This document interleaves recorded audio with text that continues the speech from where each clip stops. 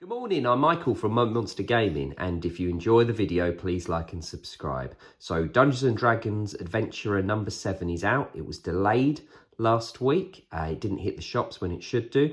And this one comes with glow-in-the-dark dice. They're actually very nice. They do glow in the dark very nicely as well.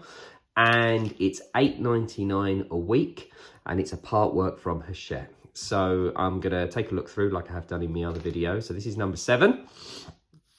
Now, the first thing is there is no lore section this week, which I find really disappointing because they have had a lore section in all the others.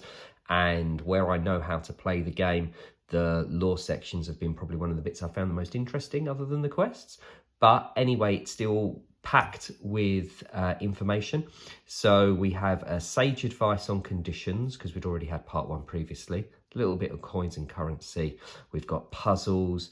We've got actions and bonus actions, a couple of pages on weapons, page in armour, and I must say all of it is laid out incredibly well. The tables, while they're just sort of cut and pasted from the books, the tables are well lifted.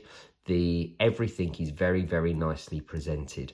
Got a tiny little bit on gnomes, but we have a really, really good, I know they call it an adventure, but we have a really, really good encounter with the Grey Winds Conundrum. Okay, so having a quick look through. So apologies because the glue has come apart while I've been looking at it. So first bit, we've got conditions. So this is actually, as it says at the top, part 2. And then it has a little bit of information on the conditions that we've had previously. And then we've got a little bit more on in and out of combat conditions. And we have this nice little paragraph here talking about why you might want to give yourself a negative condition, because it might help you survive something, which I thought was quite a nice little thinking out the box touch. So here we have the condition effects. So exhaustion, which I'd never really read enough into. I didn't realize it could lead to death. Paralyzed, petrified, grappled, man being eaten by a frog, and stunned. The artwork is great throughout. I do like these little black and white ones on the conditions. So then it moves into currency, coins and currency. Talks about how money makes the world go round, which it does, just like in the real world. And it goes into great detail here about where you get your starting money from. So it's predominantly determined by your background, depending on how you set your character up. And then over the page, we have a really, really nice piece on spending power.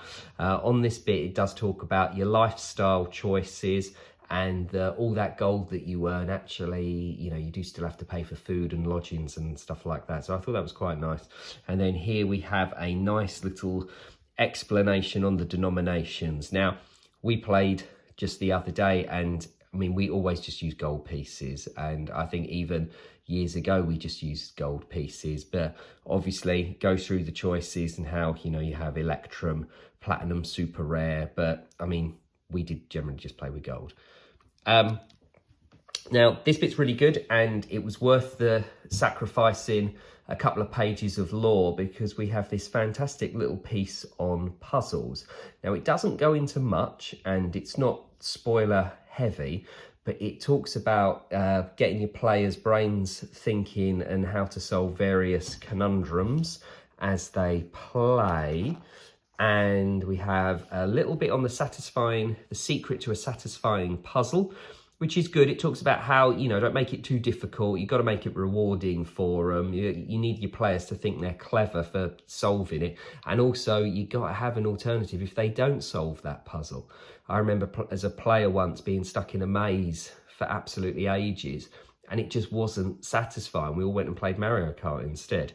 And then this here it just talks about 3 classic puzzles, which I thought were quite good ones. They're traditional ones. They're nothing special. It is all very much speak, friend and enter, but it's still great for someone who's starting out to give them some ideas on a good puzzle. Puzzles are heavy in this one, as is arms and equipment, because of what the encounter is at the end of the issue. So here we have a little couple of pages on base actions and bonus actions in combat. Again, very, very nicely laid out, well presented, and really, really easy for anyone to pick up and read. Where we played over the weekend, and I played with my kids, this is the sort of thing that helps explain to them what you can do when your turn is, and you know, it's a great memory jog for anyone who has played and is reading through it. A couple of pages on weapons. We have both part 1 and part 2 today. So this bit talks about the difference between melee and ranged. And then we have this beautiful table with all of the weapons, how much they cost, how much they do damage, and what their weight and properties are, which is very good. And the unarmed strike here is nicely explained for how much damage you do. And then weapons part 2 talks about all the special properties, so ammunition, finesse. I think all of my characters now tend to be finesse fighters. I do quite like versatile as well. And then we have a little page here, talks about 2-weapon fighting, and I got a nice little bit on improvised weapons. That's definitely not Sam fighting the troll with his frying pan. So then we've got page and armor. Talks about what armor proficiency is, because it's not because anybody can wear it, it's about how to use it. Talk about the armor types, it's very nicely laid out again, and a very nice armor table here. And this bit made me chuckle, how long it takes to get in and out of your armor. So then we move on to character creation. It's only a little bit on gnomes this week, and it is, as the other ones have previously been, just the bare bones, just kind of talks about a massive overview of them as a culture. It's really bird's eye view stuff. It doesn't really go into any details, but you know, the pictures are nice.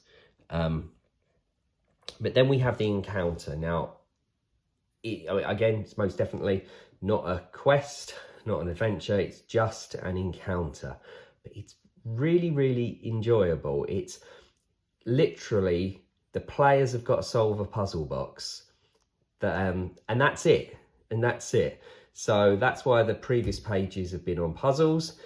They're solving the puzzle box for the person who basically runs the town shop, and they'll give them then access to armor and stuff, which is why we've had armor and weapons in the book. But this is really good. So it's Grey Wind's Conundrum, and it's balanced for second level characters, because by now, if you're using the characters that came with issue number 1, they should have milestoned up to second level. The encounter is quite straightforward. The owner of the trading post in the town of Phandalin has ordered a magic box to store her goodies in, and unfortunately it's not come with the instructions. So the idea is the characters have got to open the puzzle box for her. So to begin the encounter, they get asked to can you solve this box for me? Basically, the box looks dangerous, so the trading post owner says, can you open the box for me? Can you do it in my backyard? I'm going to hide in the house. So here's a nice little picture. The puzzle box is a box. It's got 6 sides, and the sides have all got animals on. So doing the puzzle box wrong has consequences. And if you solve the puzzle in the wrong order, because it's kind of like sliding tile puzzles, and if you solve them in the wrong order, stuff happens. But I must say, it will get the players' heads scratching, and yeah, I think it's really straightforward. I think it's obvious, while at the same time requires thought, if that makes sense. So once they figure it out, they'll be like, oh yeah, sure, okay, that makes loads and loads of sense, but it might take them a while to figure it out. So there's only a couple of monsters. They might have to deal with flying swords. They might have to deal with a clockwork defender, and these are just mights. Depending on how they solve the puzzle depends on whether or not they have to face these couple of animated beasties. And then the reward at the end is they get a discount in the shop and they get a magic shield. So yeah, it's very, very good. It's very, very good. The The flying sword's got an interesting condition because it's blind sight, it can see even without eyes. I think that bit's bound to happen and will lead to an interesting little combat scenario. But all in all, solve the puzzle box, get treasure. It's good. And what's inside the puzzle box? There's a piece of paper, there's a parchment. It's very funny. So yeah, I did really enjoy reading it. So I do think it's another win. I think these magazines, they're really, really good. I know they're $8.99, but I really missed not getting one last week where it wasn't in the shop and it was delayed. Yeah, I've enjoyed getting back into Dungeons and Dragons using these. So thank you very much. Take care.